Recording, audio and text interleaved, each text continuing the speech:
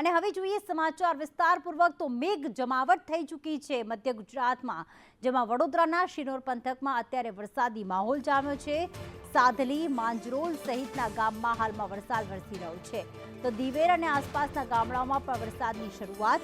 શિનોર પંથકમાં સતત 7મા દિવસે અત્યારે વરસાદ પડી રહ્યો છે, જેમાં શિનોર પંથકની અંદર સાધલી છે, માંજરોલ છે, દિવેર છે તે સહિતના ગામોમાં વરસાદ સવારથી વાદળછાયું વાતાવરણ જોવા મળ્યું હતું અને હાલમાં જ વરસાદ શરૂ થયો। નિલેશ પટેલ વધુ વિગતો સાથે જોડાઈ ગયા છે। નિલેશ, અલગ અલગ ગ્રામ્ય વિસ્તારમાં વરસાદ વરસી રહ્યો છે શિનોર પંથકમાં, ત્યારે અત્યાર સુધી કેટલો વરસાદ વરસ્યો છે? જી પ્રીતિ, જણાવી દઉં કે શિનોર પંથકમાં છેલ્લા 7 દિવસથી વરસાદી માહોલ જામ્યો છે।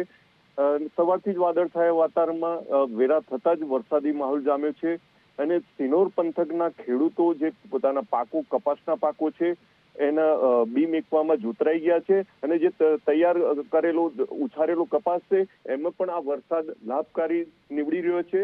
શિનોર પંથકમાં અત્યાર સુધી સિઝનનો 128 mm વરસાદ વરસ્યો છે। આભાર તમામ વિગતો માટે નિલેશ।